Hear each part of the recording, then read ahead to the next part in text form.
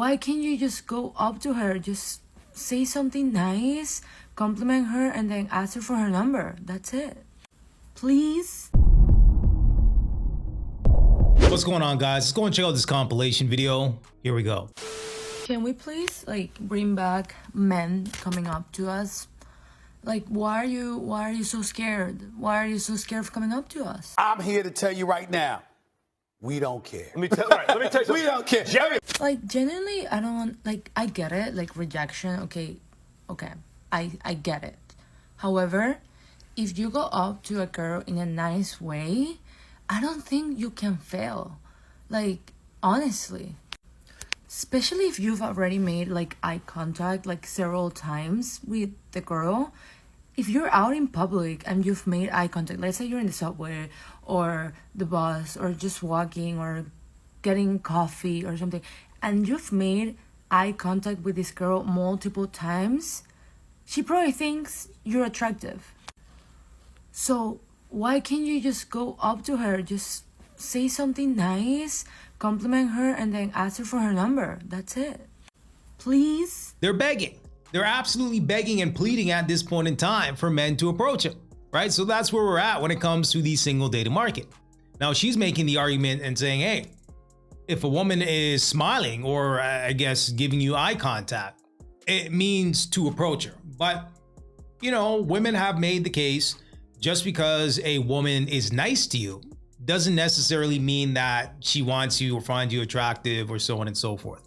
So there's a lot of mixed signals when it comes to the single dating market nowadays. Different women are saying different things. So more and more men are simply saying, listen, I don't want to determine what's what. I don't want to determine no means no, yes means no over here, or no means yes over here. I'm good. And you have more and more women today begging than ever before for men to approach them. Winners here. So women told men that we don't want to be approached, basically. We're don't approach us this way, don't approach us that way, don't approach us, yada, yada, yada. So the good men who actually value our opinions and want us to be safe and comfortable, they did what we asked. They stopped approaching us. But guess what we're left with now? We're left with the whole subsect of dudes approaching us that were the whole reason for us saying we don't want to be approached in the first place. So all the good men have decided, cool, you don't want us to approach you, we won't approach you. We won't approach you in the gym, we won't approach you in the grocery stores, we're not going to approach you. I mean, listen, be careful what you wish for. Be careful what you wish for. Stupid games get stupid prizes, right? So now you're saying, wait a minute, all the good men have left. Now they're left with the riffraffs, okay, the dudes that they don't really want according to them. I mean, listen, it is what it is. Just deal with it, right? Deal with the mess that you created. And the second thought is, where are your eyebrows? The passport bros ain't gonna like this one. Y'all are legit slaying me in these comments, because how many of these men, American men, are now waking up to the fact that it's not only this perception of black women being gold diggers, now it's extending to other groups of American women in general. So now they're going overseas to go and find a wife, thinking that those women aren't going to be concerned with their pockets too. And immediately no. You're an American going overseas thinking that you're going to find a docile, submissive wife, and you're going to do it without her running your pockets. You think you're going to do that, go over there, not bring any resources, and think you're going to find a woman that's going to be feminine, fit, friendly, submissive, all those things? It is, oh my God, I'm cracking up. I mean, for the most part, men realize that women like men with money. There's always going to be a level of hypergamy, regardless of what country that woman is from. It is what it is. But the problem with these westernized modern women, they are not feminine women. They are not traditional women. A lot of them don't know how to cook or clean, or haven't been taught how to be a traditional woman, because these westernized modern women want a traditional man without being traditional women, right? They don't bring any value. They're begging for money with little return. I do believe genuinely that there needs to be a public works department that is dedicated to being mean to men, like Parks and Rec, like sewage, like being mean to men. Or we could laterally integrate, whatever that means. I don't know what that means. We could laterally integrate being mean to men into these departments, like pick up the trash, degrade a man, you know what I mean? clean up a park, insult a man. We've said it time and time again. Women in a relationship with a shitty man, we turn him into a good man for the next woman, right? What if we all just collectively, because what's happening in those relationships is we're bullying them. That's what's happening. What if we all just did that? I do think that is what keeps the world safe. The world's not even safe, honestly. But I think it will make the world safer. I think it is akin to picking up trash on the side of the road. Yeah, I think being mean to men is like picking up trash on the side of the road. It's something that has to be done to keep our streets clean, clear, and kind. Someone's got to do it. Bully a man, save a woman. Insane. Absolutely insane. I mean, the misandry is right in your face. They're not even hiding it anymore, right? These are the same types of modern women that will talk about toxic masculinity and misogyny. Meanwhile, they're literally advocating towards the hatred of men. You can't make this stuff up. So the way I view these videos when it comes to these modern women on TikTok, they treat TikTok like a diary. It's literally thoughts of what they're thinking internally, and they're putting it in a video form. Instead of actually writing it down, they're creating videos, and they're like timestamps to their thoughts, right? They're like journal entries. That's the way I'm viewing these videos. And that's why I talk about using these videos as research purposes, right? How do they look? How do they talk? What do they sound like? What's the tonality when it comes to these modern women? I'm gonna give Cooking with Kaya until maybe the end of the summer before she is completely ruined, before she completely has ruined her name, her brand, and really her newfound fame. She needs a team, you know, she needs people around her, a little older, to kind of guide her with some of the things that she say, to help her not speak on certain things, and to just teach her how to speak. If she's looking to continue to be, you know, like a public figure. At one point, they was rooting for her. And now that she allegedly got caught cheating on her boyfriend, that's all kid stuff. And I'm going to speak from a space where I know she's 20, he's 20, they 21, somewhere up in their early 20s.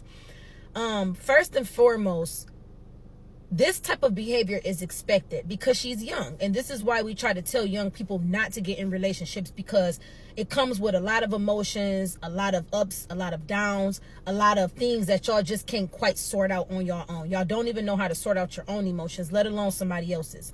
And now they're saying that she supposedly cheated, but it was the fact that she lacked that accountability. Not that I'm surprised, because at 20, who's taking accountability? I mean, women in their 40s, 30s, and 50s is not even taking accountability. Yeah, I was about to say the same thing. It doesn't matter what the age when it comes to these modern women, if they're 20 or if they're 70. Okay, we've seen time and time again, very few women take accountability. As we know, accountability is kryptonite to these modern women.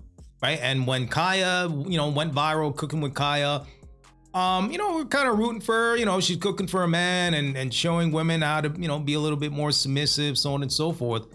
Come to find out, she's cheating on her man. Okay, it seems like the attention, the fame, the clout, so on and so forth got to her head, and ultimately she cheated. If I was one, that would be embarrassing for you. Like, why would you stay with a whore?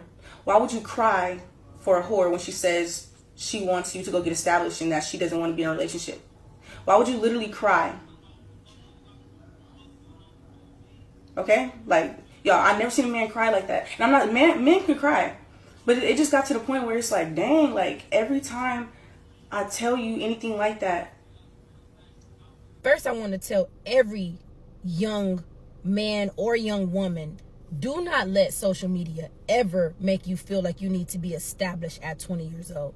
That is not likely, and that is not realistic. There are some 20-year-olds that may be established. They may have been put into a position from their family. Mom, dad may have set their future up in a good way. Or you may be one of the few, such as Kaya, who could possibly, you know, win from social media. But that's not likely for everybody. And so I think that it was very unfair for her to say, I just want him to be established.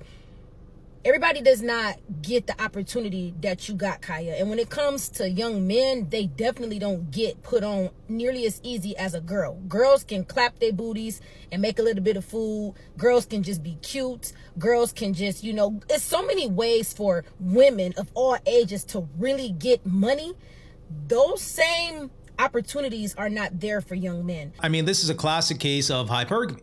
Hypergamy, right? She started to level up, and then she started to ask herself, wait a minute, do I need him? Do I need to be with this guy? I mean, that tends to be the trend when it comes to modern women. Once you start to make a little bit of money, or perhaps more money than you, then they start to reevaluate their situation and say, wait a minute, do I need this guy? Can I do better? That's what happened here. That's what happened. She wanted a 20-year-old man, 21-year-old man to level up and to get on her level. Meanwhile, she got fame and attention probably by accident, right? She probably made a video, it went viral, and the rest is history, right? So now she wants a man equal or greater value that's on her level. And it's like, really? Which is crazy because her audience is men. Men were gravitating towards her because it was kind of fascinating to see a younger woman here cooking and being submissive to her man. She had no issues catering to her men. That's how she kind of built her brand. Now, instead of cooking with Kaya, it's cheating with Kaya. So I think that part was very unfair, and I don't want no young man feeling like he needs to be established at the age of 20, because when you put that type of pressure on a young man, it starts to send him out to do other things, rather it's a whole lot of other things that they don't need to be out here doing. Secondly, the accountability. When you supposedly got caught cheating, this is not to blame Kaya. This is really to give you young people a little insight to just kind of learn from it. It is okay, you guys, to say, you know what, my bad, or you know what, I didn't really see him standing behind me, and whatever the case is, it's okay to apologize. It's okay to recognize when you're wrong. Don't start gaslighting somebody talking about well then why you would have hold in. That's like not fair.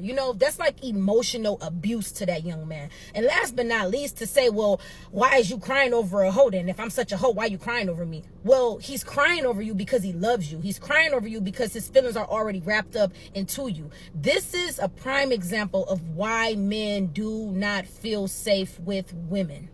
And young ladies, I want y'all to pay attention to some of the things that Kaya is doing so that y'all can learn from it. Now, when Kaya got up there and expressed that, I never seen a man cry like that. Like, why you keep crying then? You crying over him. When you say things like that, men are now going to look at you as like not a safe place. Are they going to still talk to her? Of course. Are they going to still rock with her? Of course. Are they still going to try to have sex with her? Of course. Are they still going to try to make her their girlfriend? Of course. Because there's other things that come along with that, like the spotlight, the attention, just the ideal of her. They're going to still go after her, but they're not going to let their guards down with her, because she has now put another man's business out there. And one thing about men, they stick to the code. All they got to see is a girl treat one dude one way, and most dudes is going to stick to the code. Yeah, so that's the thing about that. He was probably crying in her arms, and she probably lost any little bit of attraction that she had for him. She lost instantaneously. This a real dude world out here. Girls, y'all like fake girls. Y'all don't stick with each other like the men stick with each other. All you gotta do is treat one dude one way, and they all following suit. Man, bro, she ain't no good, man. No, you see how she did that? Like, they don't play them type games. I guarantee you he won't ever open up like that again to another woman. So now, because he's gave that a chance, he shared his vulnerability, he shared his emotions, he shared how he truly felt about a girl, and now it's all over the internet. Do you honestly think that that young man is going to ever give a woman that piece of him again? He's probably not. So when we're often walking around trying to figure out why men won't show their emotions, and why men act so nonchalant, and why they act like they don't give a F about us, that is a prime example why. Because he's only 20. How you think he's going to be acting at 25 and 30? He's never going to give that side of himself up again, and we can thank a woman for that. But last but not least, I will say this. We have to start realizing that money does not change people. It literally reveals who people be before all of that.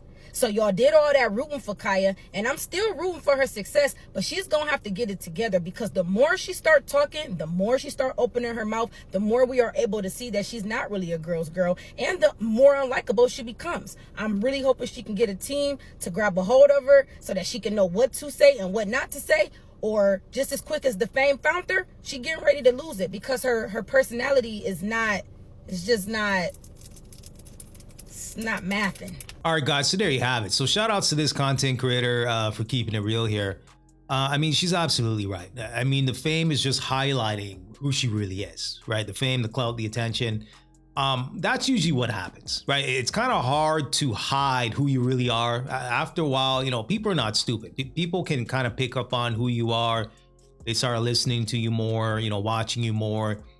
They're going to know who's authentic from who's not authentic. Okay, it is what it is. I mean, listen, man. Shout outs to this 20-year-old, 21-year-old man. I mean, every villain has a story. He has an origin story where he takes in the reality of women, okay, the nature of women. Sometimes it's a harsh pill to swallow, but you know, hey, at 20 years old, you know, he's learning at a very young age what it is. So, you know, hey, shout outs to him. See you in the gym.